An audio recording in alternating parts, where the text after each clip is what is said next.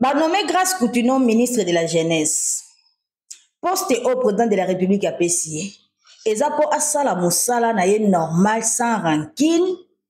To azuye po ayebi ke tata na ye azalaka na ba problème sérieux na ex-président Joseph Kabila. Po bakangaka ye même na ba 2006. Boyebi yango. Azuye po na barando wana tellement que azana besoin ko kanga Joseph Kabila azana besoin batoyo bazalaka matata na tango wana ba soutenir ye bazala na sima na ye yango atie mwana ya pasteur Coutinho na poste to ezapo asala musala normal po to moni lelo tata na ye atelemi aza koloba abi musabalangage moko kitoko te. Donc, ozomona ke rancune wana ya 2006 style lo tellement mwana ne ba pesi poste donc ba lamusi yango lisusu. C'est que président de la République a sali yango teke azala ministre de la jeunesse a travaillé musala na normal mais a sali yango avec intérêt. Po tata na ye azana rancune na ex-président na biso Joseph Kabila. Siko bato bongo ye alingi bazala pembe na ye po bazana ngambo na ye. Lelo pasteur Coutinho alobi boyo kama maloba na ye ndenge auti ko loba. Kabila il est qui lobi na ebité ko loba ni. E bandi mais c'est vrai professeur to kangela ba mbebele. Eza bablo que c'est belé. D'abord biso to lokai. Tout ça, elle est belle dans la personne. Il est identité naïe. Tu penses que top. Tu rejoins. Et c'est zouillé. Ah oui. Et tu as un tout macage te rejoins. Petit peu pamba pamba ouais. Tu vas bangater avant de coloter.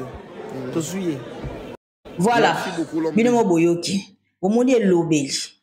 Et lobeli moko ya malamu te. Donc, ne baza wana procès na ye baza ko landela yango. Yango wana président de la République esengela ki atia bato ba yokana kana yete bato bazala na ba rancune na ex-président po ba ko pesa ye maboko pona ko kanga ex-président Joseph Kabila. Mais na koyebisa bino eloko moko. Boye ba ke jugement ya ex-président na biso ezaka na maboko na bino te. Nyonso boko sala boko ka ko kanga yete. Azana libumu ya nzambe azana kacha libumu ya nzambe siko bino bo bimisa ye loba ke abebisa mais soki abebisi te boko salaka nyonso boko kanga ete boko kangaka na bino yete tango tozo nango fale bo sala ta bo yokana boyokana bozongisa relation obo bandaki nango ne bandeli ex-président Joseph Kabila ko soutenir yo président Félix boyokana bokoma na bomboko mais ezate ke fo bokanga ye po boyoka bien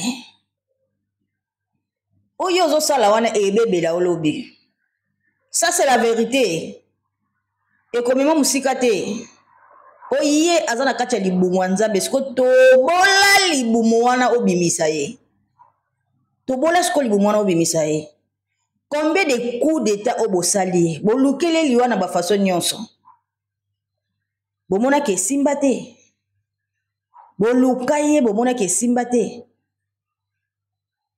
ye jugement na ye ezala maboko na bino te. Soki nzambe ko juge ye wana eza makambo na ye na nzambe bino tango bozo continuer ko landa ye bokoluka problème sérieux. Président Félix omoni kaka exposé na biso Kabila aza mokonzi wa bilaka ye azalaka bilaka papa Kimbangu ayebisaka mamikala yo okokufa nano te ti okokutana na mokonzi wa bilaka soki okutani na président ya bilaka ndengonga no ekoki ya kokufa mais okokufa na nteti okomona ye mukolo akutanaka na ye apesi ye mbote abia nakutani na mokonzi ya bilaka tango nange ekoki natika mokili nakende kopema nde ewumelaka te akufi ye azana libumu ya nzambe ana libumu ya nzambe ye batikala ko convaincre ye bato 26 te bato 26 bayelaka bino libabe mais ye batikala ko convaincre ye te ye na Mobutu bato 26 ba convaincre bango te donc ye a continuer aza continuité ya likambo ya Mobutu bino bomonaka ye azali yo aza mutu mboko te mais nzambe ayebi wana te azali président ya bilaka chatango na mutu na yo soko zo continuer kosala mabe na mokonzi ya bilaka 3 ans na yo oyo tikali nango mandat 3 ans wana ekosila te ekomisilela te okuta na likama ya grave tika na yo ye nazoyebisa yo tika ye sala musala na yo soki ozolala te susi na yo kaka bakanga ye mpo motema no ekita mais ekozala pasi mpo na yo ti je te dis la vérité président luka kutu bozala ta bien ozokende koluka kimia na barwanda boyokana na bato wana mais bato mboka na yo oyo oza na bango bozoyokana te ozokontinue ranki na baovandi na bango na mboka mais bato baza libanda ozokende koyokana na bango tata Kimbangu apekisa likambo oyo alobaka soki boza na problème na mboka boyokana bino na bino bokokende kosola na bavoisin te bokokende koluka bapays voisin te mais olinga kimia na bapays voisin mais bato oza na bango na mboka ozolukela bango ka baproblème yo bakanga ye mpo motema no ekita ye ndenge aza wana tala kaka longwe bokonzi mais azalaka na Congo akima te po aza mokonzi ya bilaka akokende te fo azala na Congo il faut azala na Congo bolukela ye liwa esimba te azalaka na Congo ti lelo akokende te eza mibeko akobima te fo azala na Congo yango nazolo balobaki abebisa soki abebisi te bokolongaka na bino ye te soki ozokontinue okozwa courte joie mpo kotikali na 3 ans papa 3 ans na soki esili omanto kita okozongaka na bokonzi te c'est fini pour toi oyo ba 5 ans bapesa eza bénéfice cadeau siko cadeau oyo tika esila na kimia c'est préparé na yo po bokonzi oyo ozokende kolukaka pa bamindele basoutenir yo po ozala wana non tata Kimbangu nde apesaka yango epesamaka na